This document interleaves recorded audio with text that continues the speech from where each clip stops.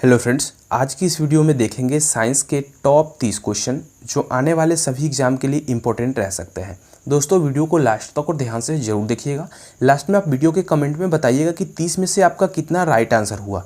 ठीक है, अगर आप इस चैनल पर नए हैं तो चैनल को सब्सक्राइब कर लीजिए और पास बने बेल आइकन को प्रेस कर लीजिएगा ताकि आने वाले सभी वीडियो का नोटिफिकेशन टाइम टू टाइम मिलता रहे।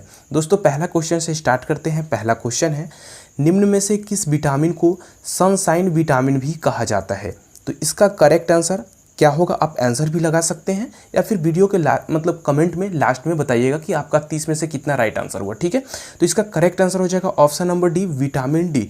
विटामिन डी को सनशाइन विटामिन भी कहा जाता है। अगर एग्जाम में पूछा जाएगा कि विटामिन डी का रासायनिक नाम क्या है, तो विटामिन डी का रासायनिक नाम जो है वो है कैल्सीफेरॉल।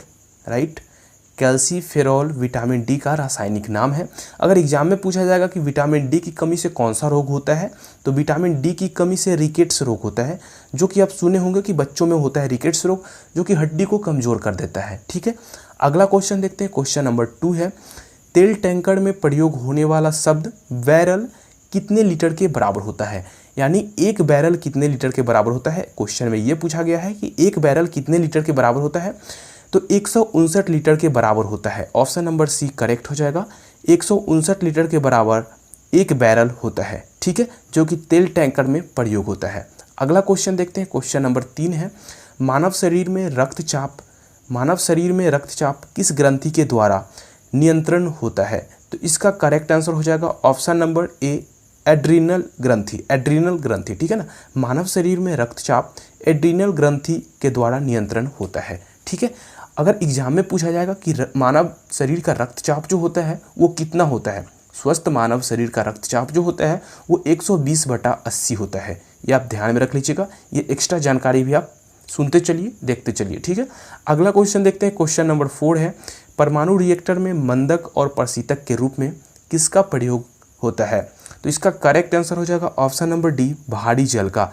परमाणु रिएक्टर में मंदक और प्रशीतक के रूप में भारी जल का प्रयोग किया जाता है। ठीक है, अगर एग्जाम में पूछा जाएगा कि भारी जल का केमिकल फार्मूला क्या होता है, यानी रासायनिक सूत्र क्या होता है, तो D2O होता है। ठीक है, भारी जल का सूत्र क्या होता है, तो D2O होता है। अगला क्वेश्चन देखते हैं। क्वेश्चन नंबर 5 है, जब प्लाज्मा से फाइब्रिनोजेन को निकाल लिया जाता है तो शेष प्लाज्मा क्या कहलाता है? तो इसका करेक्ट आंसर हो जाएगा ऑप्शन नंबर ए, सीरम कहलाता है। जब प्लाज्मा से फाइब्रिनोजेन को निकाल लिया जाता है तो शेष प्लाज्मा सीरम कहलाता है। ऑप्शन नंबर ए करेक्ट हो जाएगा।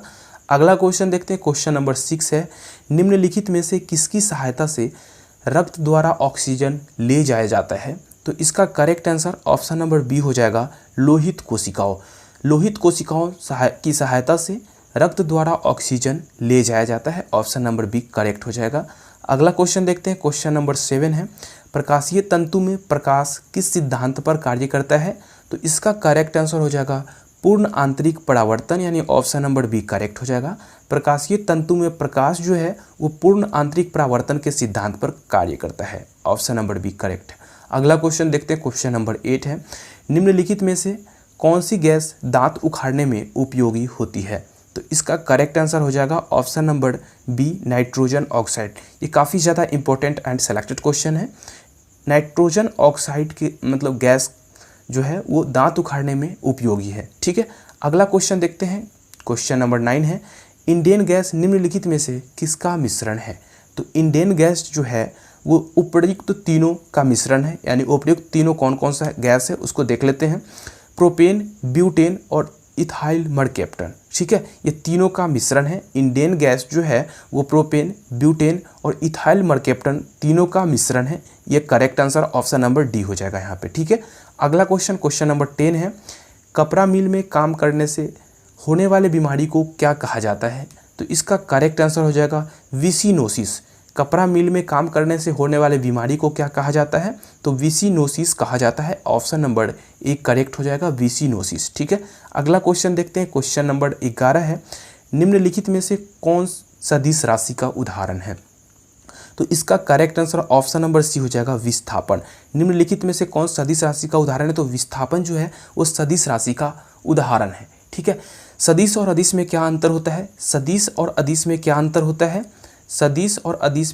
होता है? थोड़ा समझा देते हैं आपको। सदिश में दिशा और परिमाण दोनों होता है। सदिश में डायरेक्शन एंड मैग्नीट्यूड दोनों होता है और अदिश में दिशा नहीं होता, केवल और केवल परिमाण होता है। ठीक है, तो सदिश में दिशा और परिमाण दोनों होता है, दिशा और परिमाण दोनों होता है, और अदिश में केवल और केवल परिमाण होता है, यानी मैग्नीट्यूड होता है। ठीक है, तो ये आप ध्यान में रख लीजिएगा, ये दोनों में डिफरेंट है, जो कि यहाँ पे विस्थापन में दिशा और परिमाण दोनों है। बाकी सब जो दिखाई दे रहा है, समय हो गया या चाल हो गया या द्रव्यमान हो गया, ये अदिश है। ठीक है, अगला क्वेश्चन देखते हैं। क्वेश्चन नंबर 12 है, निम्न पदार्थों में से कौन सा पदार्थ खाने की वस्तुओं के परिरक्षण में प्रयोग होता है? तो इसका करेक्ट आंसर हो जाएगा sodium benzoate. Option number c correct हो जाएगा, सोडियम बेंजोएट। ठीक है, ऑप्शन नंबर सी करेक्ट हो जाएगा। अगला क्वेश्चन देखते हैं। क्वेश्चन नंबर 13 है, ग्लूकोज का ग्लाइकोजन में परिवर्तन यकृत में होता है, लेकिन इसका संग्रह कहाँ होता है? तो इसका correct answer option number c हो जाएगा, यकृत और पेशिया दोनों में। ठीक है, ग्लूकोज का ग्लाइकोजन में परिवर्तन यकृत में होता है, लेकिन इसका संग्रह कहाँ होता है? तो दोनों में होता है, यकृत और पेशियों दोनों में होता है। ठीक है, अगला क्वेश्चन देखते हैं। क्वेश्चन नंबर 14 है, चोट लगने पर किस प्रोटीन के द्वारा रक्त जमता है? तो इसका correct answer option number A हो जाएगा, फाइब्रोनोजेन। चोट लगने पर किस प्रोटीन के द्वारा रक्त जमता है? तो फाइब्रोनोजेन के द्वारा रक्त जमता है। ठीक है, अगला क्वेश्चन देखते हैं। क्वेश्चन नंबर 15 है, मनुष्य के शरीर में इंसुलिन का निर्माण कहाँ होता है? तो इसका correct answer option number c हो जाएगा, अग्नाशय में। मनुष्य के शरीर में इंसुलिन का निर्माण कहाँ होता है? तो अग्नाशय में होता है। अगर आपसे एग्जाम में पूछा जाए कि मानव शरीर की दूसरी सबसे बड़ी ग्रंथि कौन सी है, तो अग्नाशय है। ठीक है, मानव शरीर की दूसरी सबसे बड़ी ग्रंथि अग्नाशय है। ठीक है, अगला क्वेश्चन देखते हैं। क्वेश्चन नंबर 16 है, क्वेश्चन नंबर 16 है, रूमेटिक हृदय रोग का इलाज किसकी मदद से किया जाता है? रूमेटिक हृदय रोग का इलाज किसकी मदद से किया जाता है? तो इसका करेक्ट आंसर हो जाएगा एस्पिरिन। ऑप्शन नंबर ए हो जाएगा। ठीक है, रूमेटिक हृदय रोग का इलाज जो है एस्पिरिन की मदद से किया जाता है। अगला क्वेश्चन देखते हैं। क्वेश्चन नंबर 17 है, जब किडनी काम करना बंद कर दे तो निम्न में से कौन सा पदार्थ जमा होता है? तो इसका करेक्ट आंसर हो जाएगा, नीचे भी ऑप्शन है देख लेते हैं। इसका करेक्ट आंसर हो जाएगा ऑप्शन नंबर सी, रक्त में अपशिष्ट पदार्थ। जब किडनी काम करना बंद कर देता है तो निम्न में से कौन सा पदार्थ जमा होता है? तो रक्त में अपशिष्ट पदार्थ जमा हो जाता है। ठीक है, अगला क्वेश्चन देखते हैं। क्वेश्चन नंबर 18 है, मनुष्य द्वारा छोड़ी हुई सांस की हवा में कार्बन डाइऑक्साइड की मात्रा लगभग कितनी प्रतिशत होती है?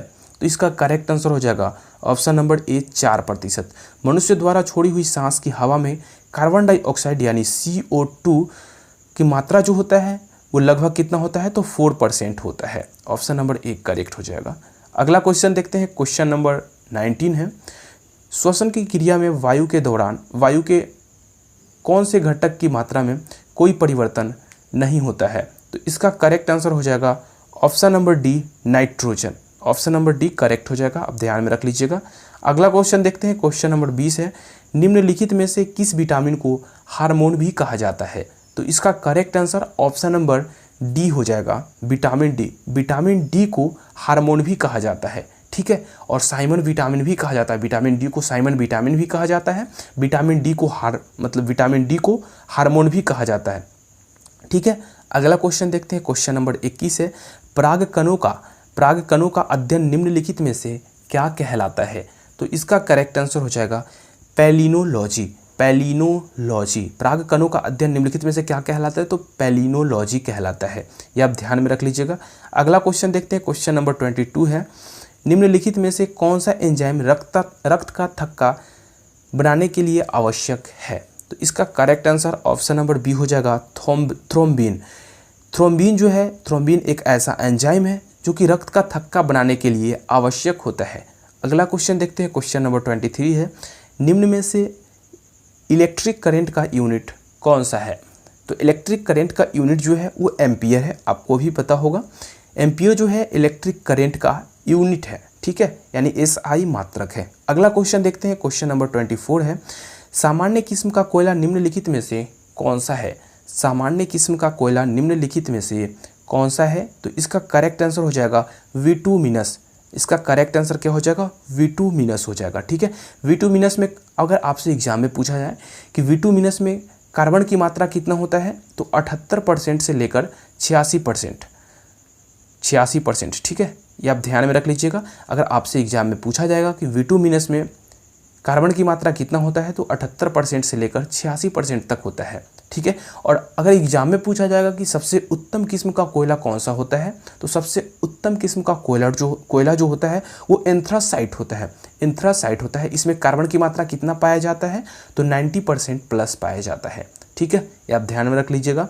अगला क्वेश्चन देखते हैं, क्वेश्चन नंबर 25 है, गर्मी के दिनों के दौरान मिट्टी के बर्तनों में रखा पानी ठंडा हो जाता है, निम्न में से किस प्रक्रिया के कारण ये होता है। तो इसका करेक्ट आंसर हो जाएगा ऑप्शन नंबर डी, वाष्पीकरण। Option number D correct answer हो जाएगा, वाष्पीकरण। गर्मी के दिनों के दौरान मिट्टी के बर्तनों में रखा पानी जो है वो ठंडा हो जाता है, किस क्रिया के कारण, वाष्पीकरण क्रिया के कारण, ठीक है, वाष्पीकरण।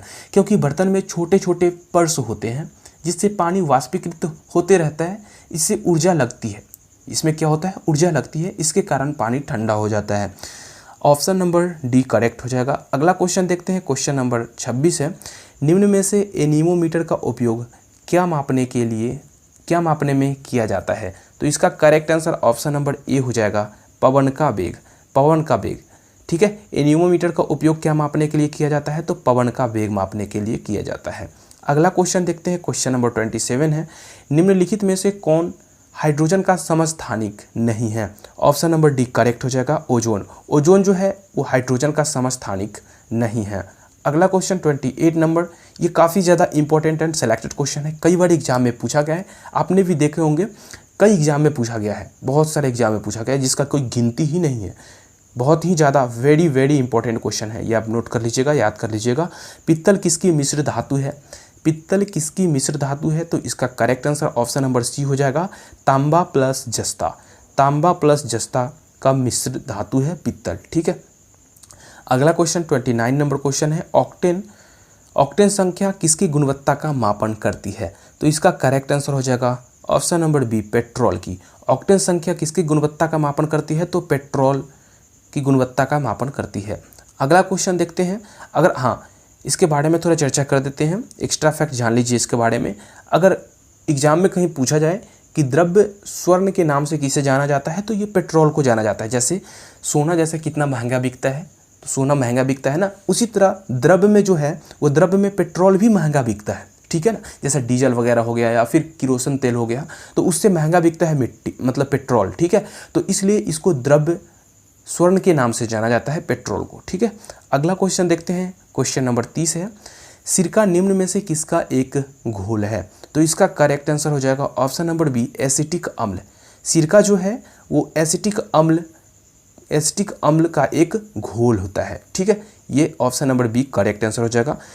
देखिए 30 क्वेश्चन में कंप्लीट करवा दिया, 30 में से आपका कितना राइट आंसर हुआ आप कमेंट में ज़रूर बताइए। अगर वीडियो पसंद आया होगा तो एक लाइक ज़रूर कर दीजिएगा। फिर मिलते हैं नेक्स्ट वीडियो में नेक्स्ट टॉपिक के साथ। Bye bye, take care.